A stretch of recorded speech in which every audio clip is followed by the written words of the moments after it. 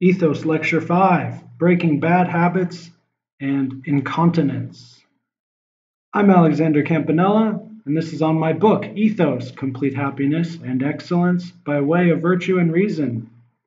Download it now for free. It's free for 2 more months. Check the links below. So this is the first lecture I've done specifically requested by someone else to do this topic. And it seems, I think, the most practical so far for the common person. Let's get right to it. So here's the rough plan for this lecture and podcast. First, defining our terms: incontinence, intemperance, decision, and deliberation. So I was pleasantly surprised, as always, to find out that this, common verbiage, we have a bad habit, it's actually very well defined already in ethos as incontinence. So we'll talk mostly about that. All right, we'll define our terms. Then we need to make a map of what we're talking about. So the different types of bad habits, where they come from, and their context within a bigger picture. And finally, we can build. We can use our terms, and within the map we lay out, we can show how to use ethos in real world scenarios to break those bad habits and replace them with good habits and grow our character. Hashtag ethos growing. All right, so incontinence, first we're just going to define it. So we're in ethos 9.2, quote, "The incontinent person knows that his actions are base, but does them because of his feelings, whereas the continent person knows that his appetites are base, but because of reason does not follow them," unquote. So what is a bad habit? It's when we catch ourselves doing something we shouldn't or don't want to be doing. So, like I said before, in ethos terms, this is already defined for us as incontinence. So the cure for incontinence is the contrary, which is continence. Now, these continence and incontinence are actually not virtues or vices of character. Definitely not the same way that bravery and generosity is. That's why there's a whole separate chapter dedicated to just incontinence. It's kind of like prudence in that it weaves its way through all the other virtues, but it's much lesser than prudence, because prudence is itself a virtue and it's part of all the other virtues. So it's like a meta virtue and a very good virtue. Whereas if you're temperate and brave and generous, you have all these virtues, you'll naturally be continent anyway, and you won't have many bad habits, if any at all. All right, and we'll take another look at Ethos, chapter 9, verse 7, quote, "The last premise in action is a belief about something perceptible that controls action, and this, it seems, is what the incontinent person does not have when he is being affected. Or rather, the way he has it is not knowledge of it, but as we see in people just beginning to learn something, merely saying the words. Incontinent people seem to be saying the words of their beliefs in the way that actors do." This is another good example of incontinence and how bad habits actually manifest themselves. So when we have a bad habit, it means, first of all, we were able to see that we did something we didn't like. And so that means we have a belief about something that's good that we should do, and we see ourselves not doing it. So this is a perfect verse to describe what a bad habit is, because we have the belief in words in our head, but it's not kind of actualized or crystallized into our heart or character. And that's why if we don't have the right pleasure or pain set up or the right context, it'll turn into a bad habit. So it is possible to be virtuous, at least to a degree, and still be incontinent and have bad habits. This is my own situation sometimes. So in this verse applies also to these situations where the last premise in action meaning the final stimuli before we engage that bad habit is wrong. It could be a perceptual problem or something similar like that. Because we know our bad habit is wrong, that means our universal knowledge, kind of our big picture knowledge about ourself and our society, our world around us, whatever, that knowledge is right, at least for ourselves, but the particulars concerning these behaviors and habits is faulty. So you can also think of the difference between a universal knowledge and a particular knowledge as acting knowledge or reality knowledge.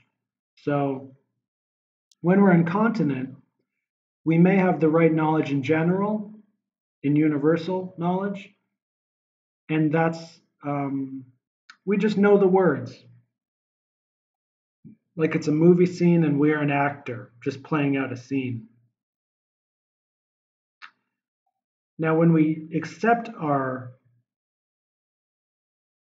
universal knowledge and we correctly funnel it or aim it towards the right particulars and accept it in our hearts, not just in our heads, like it's a scene in a movie, then we can get continence and prudence and virtue, and we don't have any more bad habits.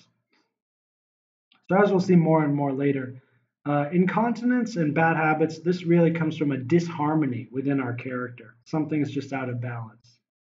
So, what we really need to do is just restore the balance. There are many good verses on incontinence. Like I said, there's a whole chapter on this. Let's look at chapter 9, verse 19. Quote, incontinence is against one's decision, but vice accords with one's decision. Incontinent people are not unjust, but are prone to do injustice. So, in this verse, we imply, as we'll see explicitly later on, it's worse to be intemperate than incontinent. Being intemperate means you genuinely believe that doing the wrong thing is right. And so then you do it and you enjoy it. And in that situation, it's not actually a bad habit because you don't think it's bad. And that's why it's so bad. It's difficult to cure someone like this. Likewise, temperance is better than continence. All right, so now let's define intemperance. Chapter 9, verse 12, quote, one person pursues excesses of pleasant things because they are excesses and because he decides on it, for themselves and not for some further result.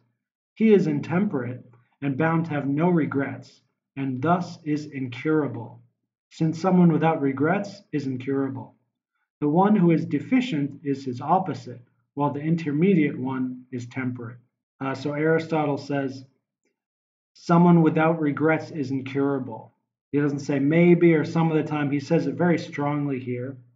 And as with many other verses in the ethos, this is not absolute knowledge. This isn't like, the God of the Old Testament or Krishna in the Bhagavad Gita. This is a master. This is a great teacher who's using strong language to push you in the opposite direction. It's not actually an absolute truth, because this isn't philosophy in the classical sense. But he really wants to write it strongly so you really get how terrible it is to be intemperate, how dangerous it is for ourselves. So, as I said before, the intemperate person chooses vice, whereas the incontinent person wants to be virtuous but can't quite get there. Their feelings get in the way, or they don't have good deliberation, as we'll see soon. And so, if you're mostly virtuous and you just have some bad habits, you're a little incontinent, that's okay. You can really help yourself. You can really make some good action, proactive action, constructive action. All right, so now a little bit more on the comparison between incontinence and intemperance. Chapter 9, verse 3, quote, the intemperate person acts on decision when he is led on, since he thinks it is right to pursue the pleasant thing at hand. The incontinent person, however, thinks it is wrong to pursue this pleasant thing, yet still pursues it. Chapter 9, verse 8, quote, incontinence and intemperance are in fact about the same pleasures and pains, but not in the same way. The intemperate person decides on them, but the incontinent person does not. That is why if someone has no appetites or slight ones for excesses, but still pursues them and avoids moderate pains, we will take him to be more intemperate than the person who does it because he has intense appetite. Unquote. This may be very wordy, but it's quite obvious. If you see someone who really has a strong appetite, it's in their nature to go after something and then they go after it. We don't really blame them that much because it's their nature, right? They can't really change it. And more on how temperance is greater than continence. Chapter 9, verse 21, quote, the temperate person is the sort to find nothing pleasant against reason, but the continent is the sort to find such things pleasant, but not to be led by them. So the temperate person seems to acquire a taste for virtue, while the continent person develops willpower to defend against vice. Unquote. So temperance is better than continence, and intemperance is worse than incontinence. The key word here is taste. If you really want to have good ethos, you actually need aesthos. I don't know if the right Greek word, but aesthetics is key. You need to get the right pleasures and taste for developing ethos, and then it'll naturally kick in along the way. And this is why it's really difficult to start out with ethos for many people, I think. But once you get on the bandwagon, once you get on the roll in the flow state of it, it's so solid. It's so effective. And aside from God, basically, it's the best thing out there. So I really hope people will give this a try. And that's why I'm making this all for free, because even if it's $1 million and you give me $1 million, you might not actually have the balls or the time to actually try this stuff out. And it takes a lot of work at first. So if we are truly temperate, if we really have that virtue, we will probably never have to deal with either continence or incontinence. We won't have any bad habits because we'll have a natural taste for virtue, and a bad habit is not virtue. So we just will never be attracted by any kind of bad habit. Now, because taste it's not like deliberation or something we can quantify and work with. Taste is very right-brained, and you could say female. It's a female form. It's something you need your intuition for and experience and practice. It's very difficult to practice temperance.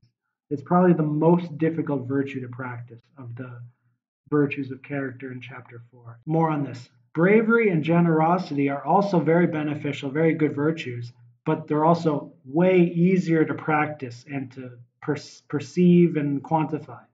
So we really don't often meet someone who is like really trying to work on their temperance. That's basically just monks, Buddhist monks, Hindu monks. That's about the only people I know who really work on this stuff. Yogis. So because incontinence is lacking decision, that is the right decision that would turn us away from continuing our bad habits, so we need a defined decision. And in order to make any decision properly, we need to first deliberate. That's a complete decision. Proper deliberation followed by decision. That's the natural flow. Decision is closely connected with willpower as well. So if we make the right decision in our heads, but we don't have the guts to carry it out, that's also incontinence and leads to bad habits. Let's look at chapter 6, verse 2, quote, decision is a deliberative desire. If then the decision is excellent, The reason must be true and the desire correct, so that what reason asserts is what desire pursues. This then is thought and truth concerned with action. Unquote. This is a very powerful verse. And it's a surprise, I think, to many of you, because normally we think decision is some analytical process. But here, Aristotle says it's actually a desire. It's a manifestation of desire that carries the form of deliberation. And that's actually true, as you'll see the more you practice it. A bad habit means what our desire pursues goes against our reason. So we can correct this from either end. We can make the reasoning more true or the desire more correct. So if you the feeling you have about your bad habit, about why it's bad and the good thing you need to do, if the attraction, the desire for the good becomes more powerful, that can eventually tip the scales, and you can break the bad habit. Or from the other way, if you catch yourself doing the bad habit and you're able to see just how bad it is, you can be pushed away from that pain in the same way towards a good habit. Chapter 6, verse 3, quote, "The function of thought concerning action is truth agreeing with correct desire," unquote. This is a really powerful verse. Aristotle really is talking about the most basic function of why we think at all. Why do we even think? It's about action, first of all, and it's about the truth of action in relation to the correct desire. This is ideal thought, actually. So incontinence means we seem to have the correct desire. We might not actually have it, but at least we have an idea of what a good habit is. But we don't have the truth concerning action, how to actually act on what we think to be good. So as we said before, we may have the truth in a general way, but not in a particular way.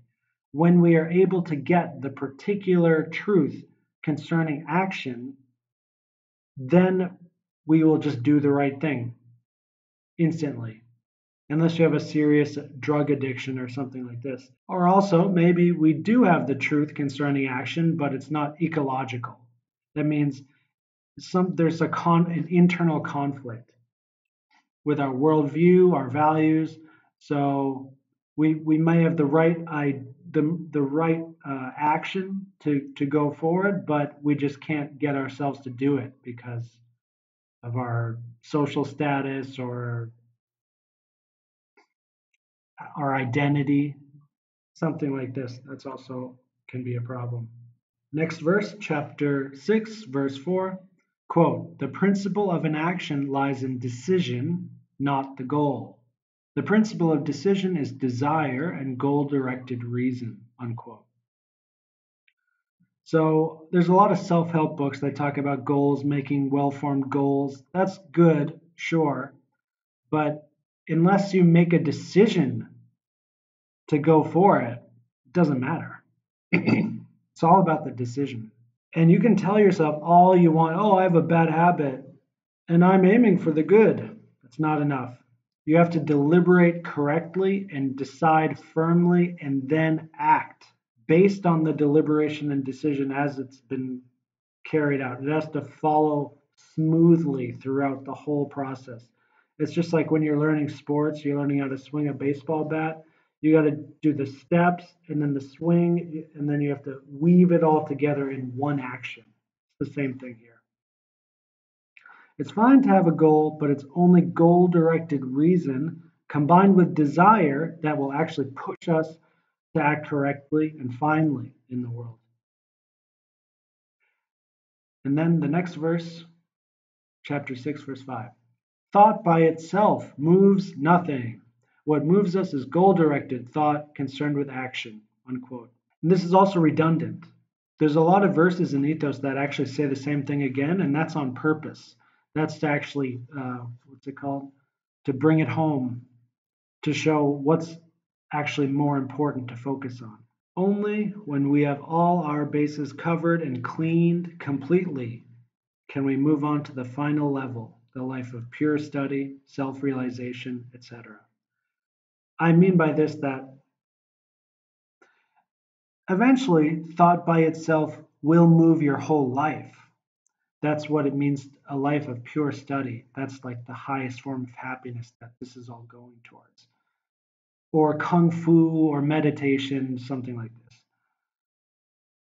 But you first need to, we come from the realm of action.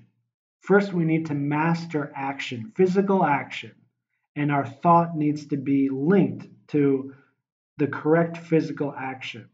And then we graduate from that, and then we can act less and less in the world, and eventually we are just in the subtle world of thought and soul and heart, etc.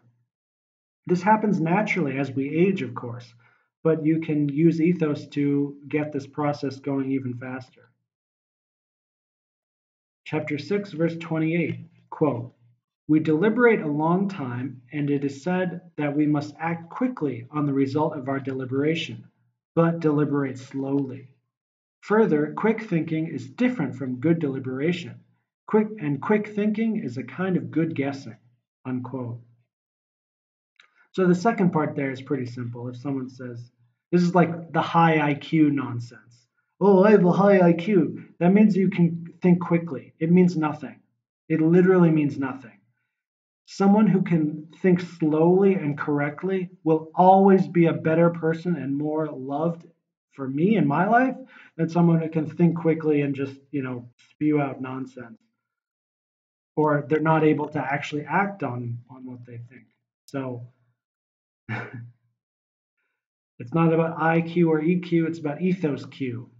So going back to the bad habit, remember the last premise in action, the final stimuli before you engage that bad habit, the more pause or thought we can put in just before that bad habit starts, the better our chances will be that bad habit will not play out. Because we already know it's a bad habit. So all we have to do is be mindful, and then if we keep putting in pause or time, and we just deliberation is actually enough to stop some bad habits. You can just keep, the more you think about the right way to do things, the more you're stopping yourself from engaging in the bad things that you don't want to do. So just deliberation alone can take down a bad habit, actually. And then chapter 6, verse 29, quote, "Good deliberation is a sort of correctness in deliberation. However, the incontinent or base person may use rational calculation to deliberate correctly, but in action and reality will have got a great evil. Having deliberated well seems, on the contrary, the sort of correctness in deliberation that helps us reach a good." Unquote. So Aristotle, I think, is trying to establish a stronger link between deliberation, decision, and prudence. Namely, in order to be prudent, you have to have good deliberation. And incontinence and bad habits can be such a big problem that you can be very clever and you know the right way to proceed, but you still can't get yourself to do it. So deliberation alone, I know that's contrary to what I just said, but sometimes even the best deliberation alone, it's not enough to take out a bad habit. So we're bringing in many different variables here, and we're trying to like equalize them and harmonize them as best we can. And each situation is totally different, and each person is totally different, but the structure with how these experiences relate to each other is metaphysically the same with all of us. So, as I said before, there's also willpower that comes into this. Incontinence doesn't just mean you lack the virtue of thought. You don't have that truth concerning the last premise in action. It's maybe you're just lacking willpower, or your feelings overwhelm everything else in that moment. And this is even more true when we look at continence, because how do we define continence? We don't actually define it by being really smart at figuring out the right way to act. It's actually willpower. A continent person means they have a strong will defending against their feelings that will tempt them in the wrong way. That's primarily continence. What it means is willpower. All right, now I'm just going to do a summary of all of these terms. So I was reading all these different verses and just trying to paint a broad picture of the landscape here. But now I'm going to give us the actual definitions for these terms, which are taken directly from the verses. First of all, what is a bad habit? It's the prevailing symptom of incontinence. If you have a bad habit that you really don't like, it means you're incontinent about a certain thing. What is incontinence? It is disharmony between reason and desire. So if the reason is to blame, we can go about correcting the reason. If the desire is to blame, we can go about correcting that desire. And which one you want to go for as case by case basis. For me, I've always been good at reason, so I would always tend to go in that direction, even if it's not the best way, because it's easier for me. But I've gotten better in recent years at changing my desires, changing the taste I have and the different motivations I have. And even though it's more difficult, the reward is much greater. So I push myself more in that direction these days. We can also take a correct desire and make it even more correct. And that can also harmonize in the sense. Because harmony, I'm not using that just like as a fun word to use. I mean it technically. So just like in music, the ethos in our lives, developing our ethos, it's just like music. It's we're crafting a symphony with our inner world, and it's constantly evolving, and we're constantly aiming towards harmony and melodies and all these different musical terms. That's what it is. And that's the right way to think about ethos in general. It's an art, actually. I know we're talking about ethics and virtue and vice, but the actual way you practice this is art. You're making harmony of disharmonious terms. That's actually what you're doing. That's what the golden mean is. It means harmony between excess and deficiency. Again, defining intemperance. If we are intemperate, we will have bad habits and won't realize they are bad habits. So this is worse than incontinence and harder to cure as well. Likewise, temperance is more fine and choice-worthy than continence, but also more difficult to achieve and practice. Decision is a deliberative desire. The principle of decision is desire and goal-directed reason. Good deliberation should be slow and careful. Correct deliberation means we reach the good that our desire is aiming for most effectively. So correct deliberation is essential for prudence, not just continence or temperance, but prudence, which is like the crown jewel of all virtue of thought. After deliberating finely and correctly, the decision and action should come swiftly and without hesitation. So if you ever notice yourself hesitate after you make a decision to act and then you hesitate, it means there's a problem in your deliberation, most likely.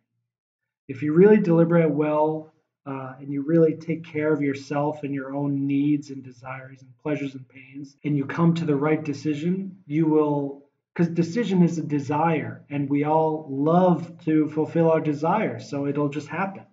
If you hesitate, it means you got to go back a step, try again. Now, the second part, now we're going to start making a map of what are these terms, how do they come into effect? How do they interplay with each other? So, an essential part of all ethos is pleasure and pain. Chapter 9, verse 11, quote, The person who is prone to be overcome by pleasures is incontinent. The one who overcomes pleasures is continent. The one who overcomes by pains is soft, and the one who overcomes them is resistant. The state of most people is in between, though indeed they may lean more toward the worst states. So pleasure and pain are kind of, you could think of it as like the bottom of all activity. Um, and they also mitigate all activities throughout each level. It's at the bottom and at the highest level. That's why we act, is we want this good pleasure that comes at the consequent end of all of our activities. But as we get to that end, that ultimate happiness and pleasure, there are little pleasures and little pains that push us in different directions. So how we respond to certain stimuli, we respond with pleasure or pain, that shows us what our state of character is. So these are little motivators, but they're also little signs. They show us where we are at. It's how we test where we are. Is we look at ourselves and so, for example, you feel fear, and then from that fear, how do you respond? Do you say, "Ah, oh, that's no problem. I can easily beat this, and I can find pleasure in doing so"? Then you're brave. Oh, I'm so scared. It's so painful. Oh, I just want to do anything to get rid of this feeling. Oh, I'll just run away. That's cowardice. And we know it's cowardly or brave depending on pleasure or pain we feel from it. So, one kind of bad habit comes from an excess of pleasure taking the place of duty. For example, this is one that actually happens to me now. You need to wake up early to start the day, but the pleasure of being warm in bed is overwhelming, or it overwhelms the duty that you should wake up early. So I'm in Southeast China now. That's why I'm wearing a jacket inside. We don't have central heating here. So at night it gets pretty cold.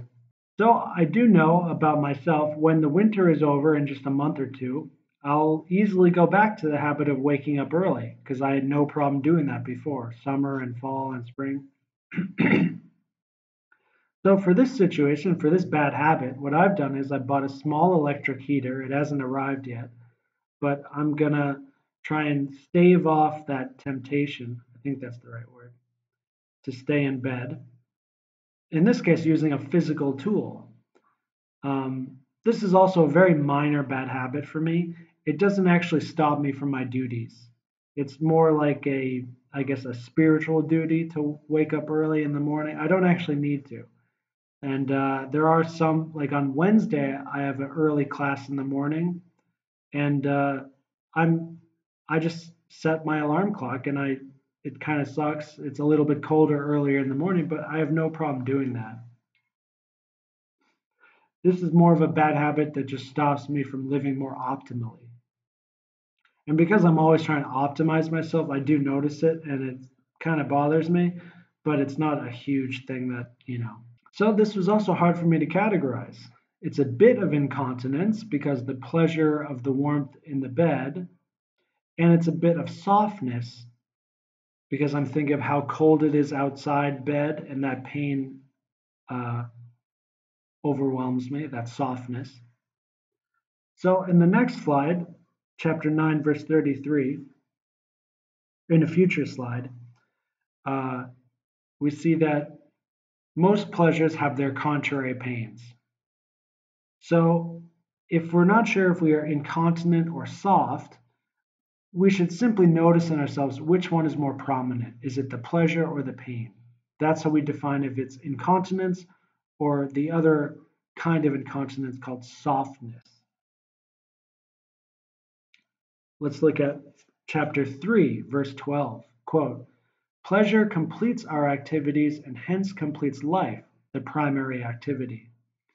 So it is reasonable we also aim at pleasure since it completes our lives." Unquote. So the moral, the lesson here, and from many other verses in Ethos, just aim positively. Breaking a bad habit, this is like a clickbait modern hashtag phrase. It's not a useful phrase at all. What we really want is happiness by forming better character with a good habit as a means to that end. This is how it works. So even if you just break bad habits, if you don't have a good habit to replace it, you don't get happiness. I mean, real, complete happiness, not just pleasure. You won't actually get there. You need good habits, proactive, positive habits. Let's look at chapter 9, verse 15. Quote, one type of incontinence is impetuosity, while another is weakness. The weak person deliberates, but then his feeling makes him abandon the result of his deliberation. But the impetuous person is led on by his feelings because he has not deliberated. Unquote. This is a useful diagnostic tool. The more we know which kind of bad habit we have, which kind of incontinence, the better chance we have at fighting it and changing it. So in my waking up early example, it's definitely weakness. That's my problem here. And it's more important for me, seeing that it's weakness or impetuosity, that's more important than if it's incontinence or softness for me. And that's all I need to know for this example. I've clearly deliberated about this issue, and all these different little particular things. That's why I bought the heater, the electric heater. But even though I've deliberated, I still sleep in a little bit too late. And that's because I'm weak in this example. I'm also honest. You see, when I admit that I'm weak, I'm not like, oh, I'm so weak. It's just true. This is one example where I'm just a little weak. And now that I know that's my problem, I have a much better chance of actually taking care of it. So honesty is, of course, a meta virtue here and everywhere else that will really help. As for me, impetuosity has always been rare in my life, but I'll try to just conjure some example others can relate to. But in general, as with all of these ethos examples, let's just take any pleasure, especially bodily pleasures like eating, and let's say a person is overwhelmed by that experience and they haven't had a chance to deliberate on whether or not it's a good idea to follow that feeling or a plan on how to mitigate this desire to eat or overeat, whatever. If you've just never even thought about it and you just, oh, I just love eating, that's impetuosity. Now we're going to look at cleverness and incontinence because it is totally possible to be very clever, high IQ, and still incontinent. Chapter 9, verse 22, quote, one person cannot be at once both prudent and incontinent. For we have shown that a prudent person must also at the same time be excellent in character, and the incontinent person is not. However, a clever person may well be incontinent. Indeed, the reason people sometimes seem to be prudent but incontinent is that they differ insofar as prudence requires the correct decision. Unquote. This verse is very important, but it's also very wordy. We need to untangle it a bit. To be truly prudent means you're also continent. You cannot be prudent and incontinent. If you think that you're prudent, but you catch yourself doing bad habits and things, you're lying to yourself. You're actually not prudent yet. What you are is clever and incontinent. As for me in my life, well, I've always been intellectually minded. That's why I wrote this book and why I'm doing this right now. But the problem that I used to have in my life, which I definitely don't have anymore, especially living in China, I used to be really harsh towards others who weren't equal to me in that intellectual sense. I wouldn't let them be my close friend. I thought they were lesser beings and different things like that. But I found out it just doesn't matter. This is really silly, actually. Not only are smart people not virtuous, which is actually more important than intelligence, But by definition, the most evil people are always smart. So we should actually be really careful around smart people. Take every evil genius from every Voldemort, Chancellor Palpatine, every successful dictator, Adolf Hitler, Mao Zedong. Please don't censor me, China. And Joseph Stalin. These guys were smart. They were really smart. There's no way to get to that level of evil and not be smart. It's actually part of the deal. Anyway, real smartness, the kind of intelligence that we can always worship in someone else, is prudence. Who's a good example? Maybe Da Vinci, uh, Tesla. Tesla's not a good example, actually. This is really rare, actually. But maybe Steve Jobs is a good example of prudence. As an engineer and as a designer, Jobs was very prudent, for sure. So, prudent means we know what's good for ourselves and we know how to achieve it and we know how to deliberate and decide on the way to get there. So, we always just end up getting there and we get so successful. That's prudence. And that's not what evil masterminds do. So, a common problem with intellectuals is they can very quickly know the right way forward, but they don't have this more visceral adaptability, this like you could call it street smarts or the right brained ability to just execute the plan. They have this beautiful idea in their head, but as far as putting it into reality, they can fail there. So I've actually overcome this from just by chance, basically. I mean, I can't. I'm not claiming that. Oh, look at me, I'm so good. I just try to get my life in autopilot. I don't actually want to do any of these things. I want to just play video games, relax, have a good meal. That's actually what I care about these days.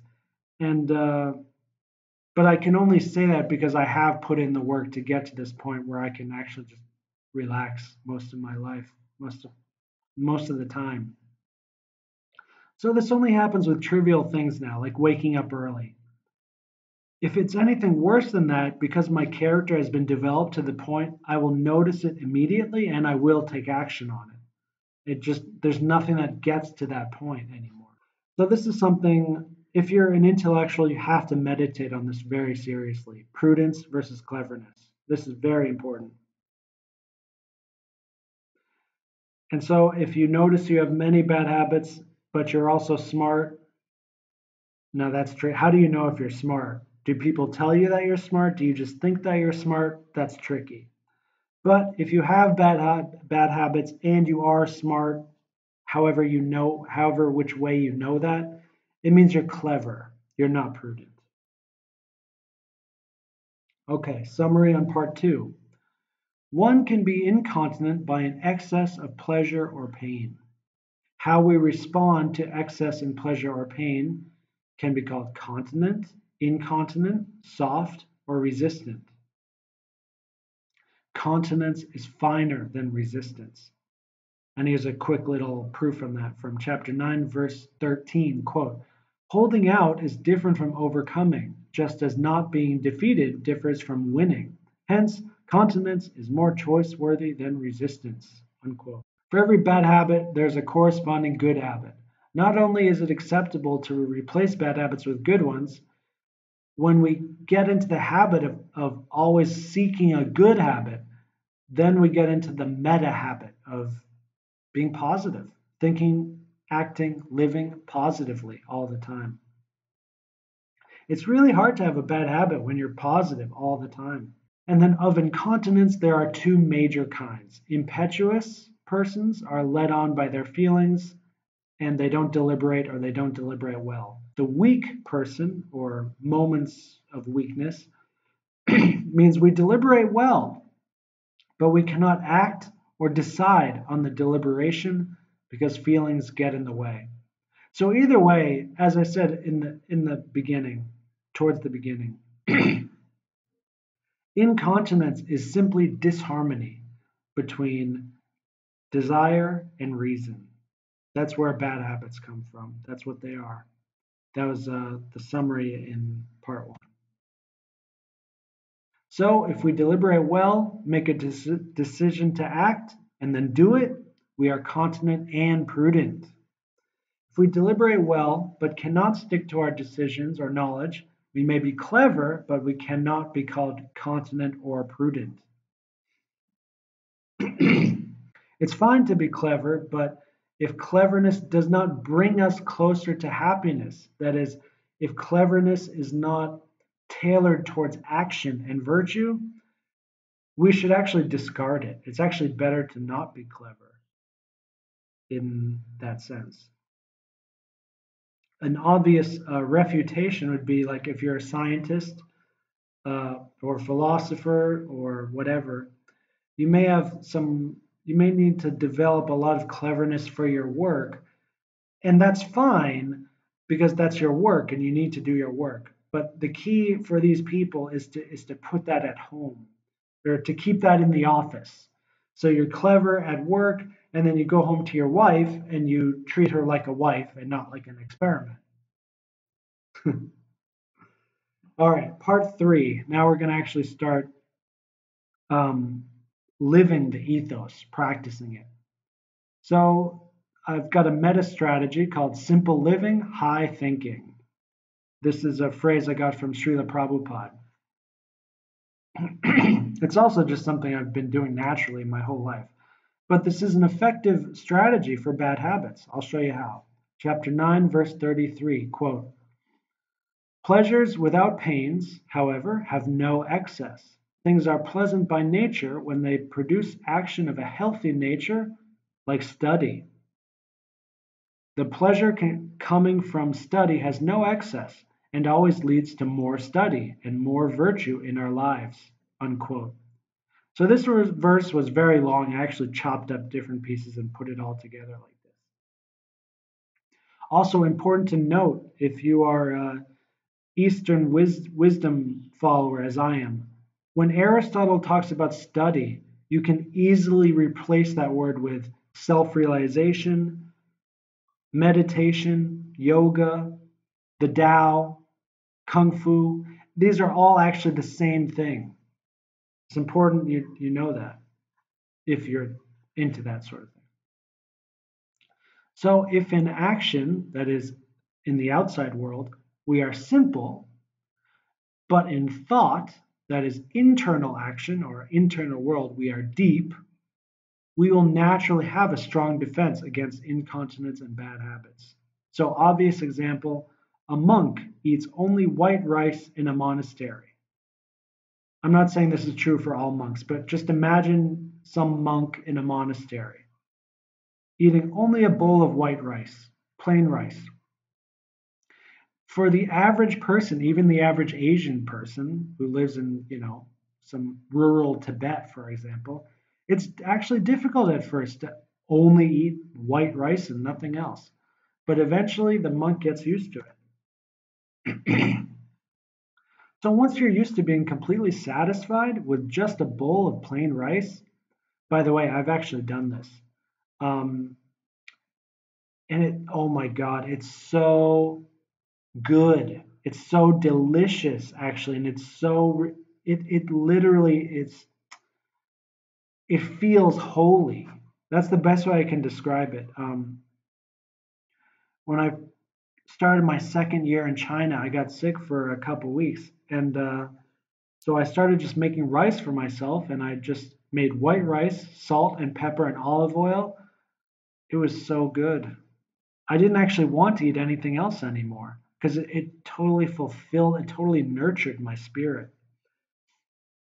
And the body doesn't actually need that much more anyway. So if you're suffering the sin of overeating or indulgence, and you start taking on this habit of only living simply, eating simply, living simply, not thinking simply, but doing simple things. If you do this over and over, The temptation or attraction, it just isn't there anymore for a lot of these things, especially with addictive pleasures that come with excessive pains like sex, drugs, etc. This will breed incontinence and intemperance. More on that in chapter 9, verse 31 and 32. You can do that yourself. Pursuing simple pleasures that don't have excessive pains like study, meditation, eating simply, this naturally begets temperance and continence. So this is a good habit and a good lifestyle and a good ethos, a good character of living that will just naturally push away all those bad habits. Chapter 9, verse 34, quote, if something has a simple or basic nature, the same action will always be the most pleasant, unquote. And then verse 35, quote, there is pleasure in rest more than in change. Variation in everything is sweet, as the poet says, because of some inferiority. For just as it is the inferior human being who is prone to variation, so also the nature that needs variation is inferior, since it is not simple, decent, or well-founded. Unquote. So 935 is a very powerful verse.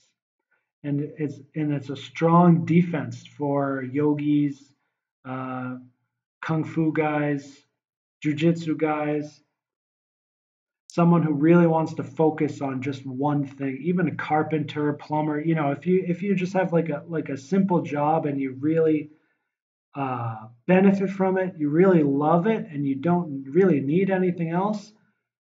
This is simple nature, but it's also superior nature.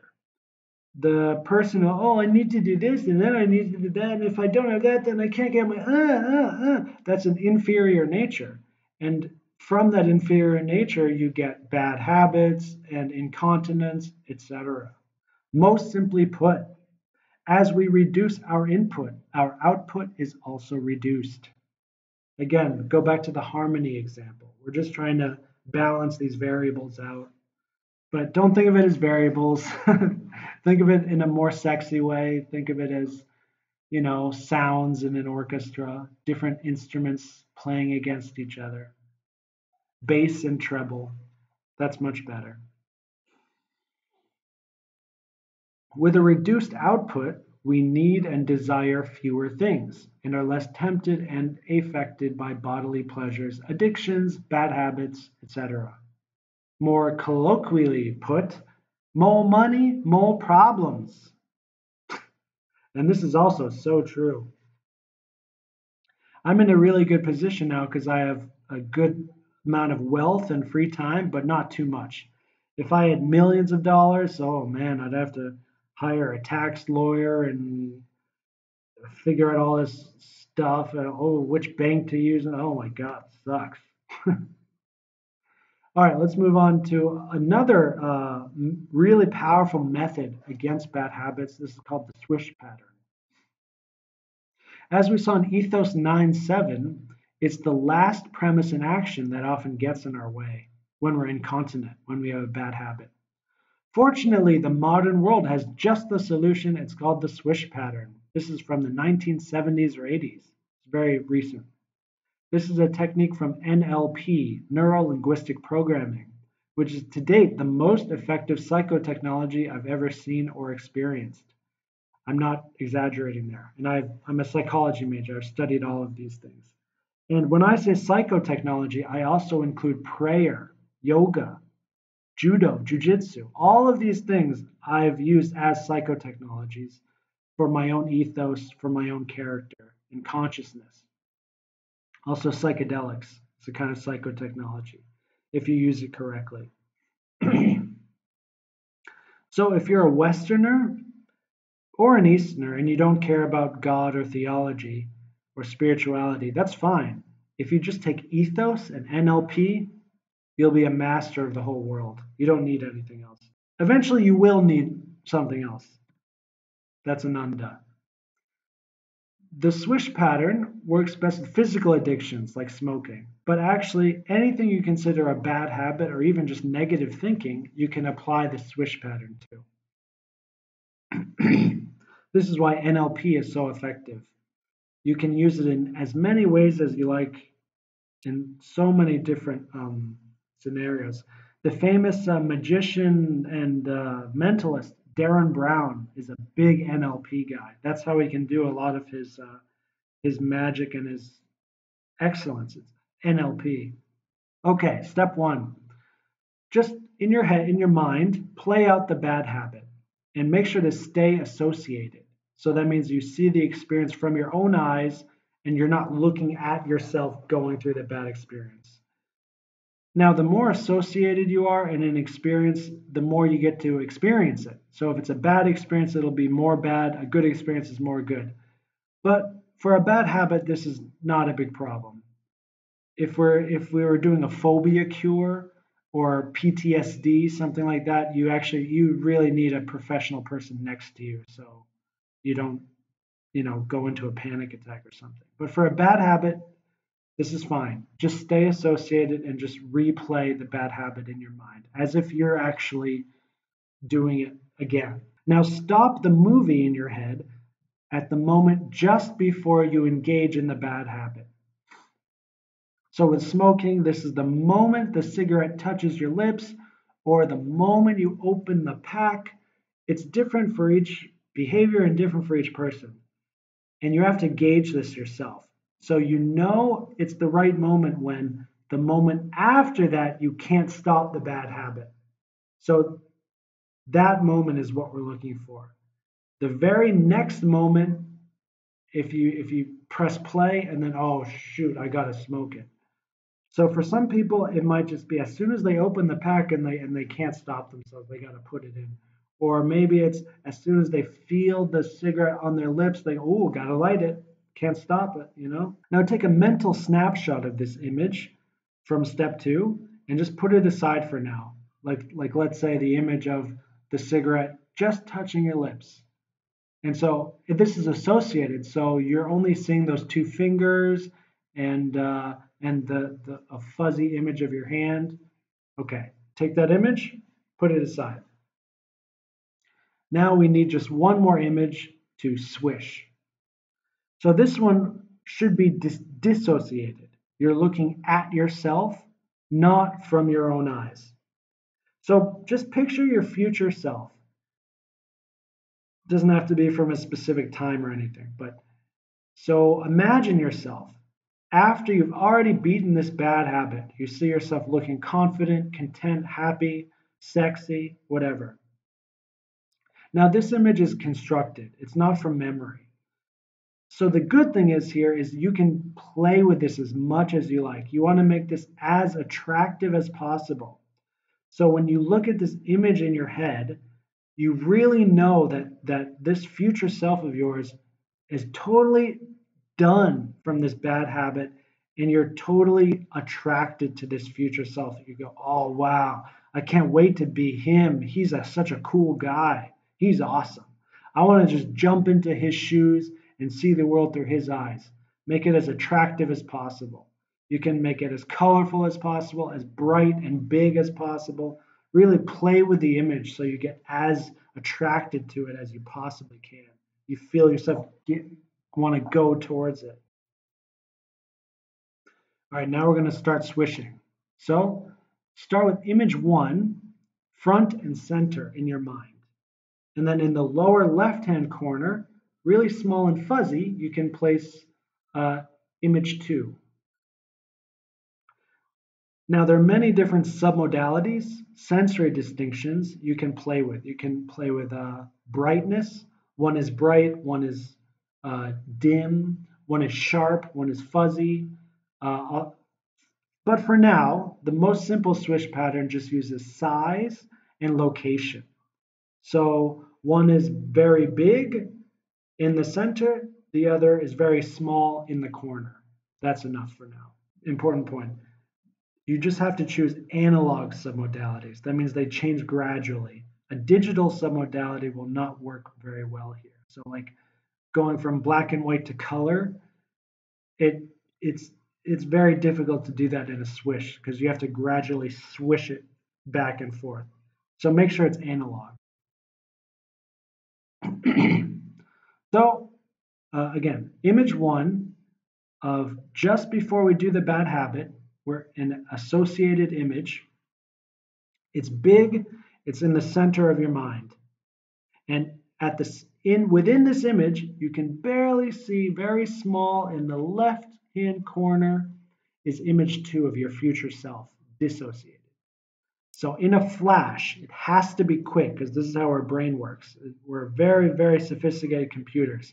It only works fast, actually. You have to swish these images. So the big image at front gets smaller and smaller into the left corner, while at the same time, the second image gets bigger and bigger and becomes in the center.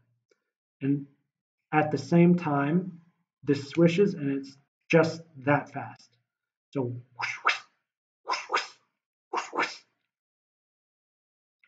and just swish it.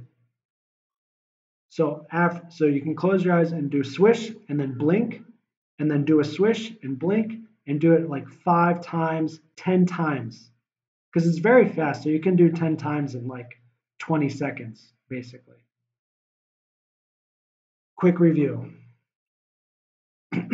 Image one, just before you do the bad habit, big in the center. Image two, you see yourself, your future self, it's so attractive and you want to be this person. That image gets bigger and bigger in the center. The first image goes smaller and smaller in the corner at the same time. Swish. That's it. The next and really important part is you need a test to see if it worked. So again, just forget about you did this swish pattern and say, oh, how's the weather today? Just a few moments to just refresh your brain. And then without trying to do any swish pattern, just casually take a glance at image one, the image just before you're going to take the smoke or whatever it is. It can be for anything. If when you bring up that image, you naturally find yourself being attracted towards that second image of being your best self without trying to, if it's already programmed in, you did it, you're done. And with smoking in physical habits, this is really good because you can test it. You can literally, if it's, oh, I love donuts, I can't stop eating donuts, go pick up a donut. Pick up a donut and start to bring it to your mouth. If you really swish it really well, you'll just start laughing because you don't want to eat it anymore. You know how bad it is for you and you just laugh and you just put it down again. And it really is this fast. If it doesn't work that well, you got to go back and do it again. And you can try different submodalities. Maybe you need one image to go in the distance and then the other image to come close front to you. So you can Google that for more on NLP, swish pattern. It's a very famous technique. And then I've also got a meta strategy. For this, let's look at chapter 2, verse 16. Quote, we must also examine what we ourselves drift into easily, and we shall come to know our own tendencies from the pleasure or pain that arises in us. Unquote. So, as the doctor's diagnosis becomes more accurate, the prognosis, the cure, becomes more obvious and or effective. So, self-introspection is so important for ethos, for our lives. It doesn't have to be deep. We just need to take a basic account of our pleasures and pains in relation to our world. That's all it is. There's actually nothing deep about ethos. It can take a while to get it started. It's actually like learning Chinese language. It seems really difficult at first, but once you get in the hang of it, it's so easy. And like once you learn the first 100 basic Chinese characters, the next 1,000 you can just guess. You don't even have to learn. You just, oh yeah, that's just a combination of this and this. Oh, I know what that is. It's the same with ethos. So there are pleasures and pains in behaviors and in habits. How we respond to them continually, consistently, that's what our state of character is. That's our ethos. That's what our ethos is. It's pleasures and pains that are repeated again and again to certain stimuli. That's ethos. Sometimes we are more prone to certain pleasures about behaviors, but at the same time more prone to certain pains about related habits. So in that case, the pain of habit will overwhelm the pleasure in behavior because character supersedes habit, supersedes behavior, with some exceptions. But here's an example. I really love donuts. This is an excess pleasure concerning behavior. And I'm really pained when I look at my weight on the scale and see I'm below my target weight. That's an excess pain of a habit. In this example, let's say I use the scale every day. So that's why it's a habit. But I only see donuts occasionally. It's a behavior. Because the habit is more true to myself, it's more real, more meaningful to me than the behavior, that pain of the habit will overwhelm the pleasure of the behavior. So maybe you're thinking of a similar experience and you're thinking, hey, I also don't like gaining weight and I love donuts and I can't stop eating donuts. So that means there's a discrepancy in the ratio. The harmony is out of funk there. So maybe your pain at seeing yourself overweight is not actually that strong of a pain, and you're actually just lying to yourself. It's just a little bit, I don't really like that, but the pleasure of the donut is just so huge. And maybe you don't actually love donuts as a behavior. Maybe it's actually already a habit, but you still think it's just a behavior. So even if you don't eat donuts every day, if you actively think about how much you love donuts every day, that's a habit. It may be a habit of thought, but it's still a habit and it'll affect your character the same way. And of course, there are exceptions. Like in the same example, maybe the pain of seeing your weight on the scale is so mild, and the pleasure of seeing a donut is so strong that the behavior can actually overwhelm the habit. This will definitely be true with addictive substances.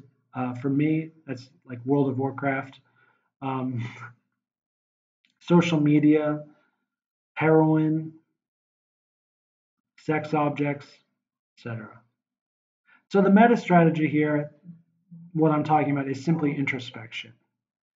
But it's not any kind of deep meditation. It's nothing like that.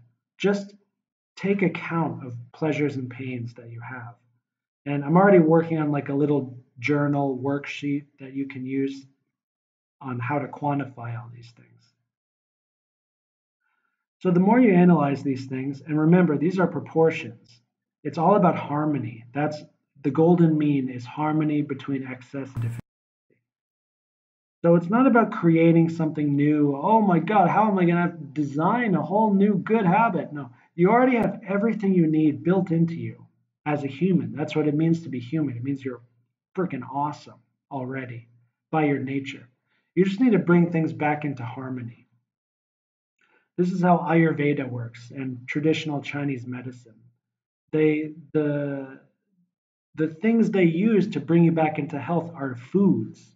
Most of the time, it's not some new medicine they need to invent. It's just changing the balance in how you do things to get the ratio back in order, and then you're healthy again.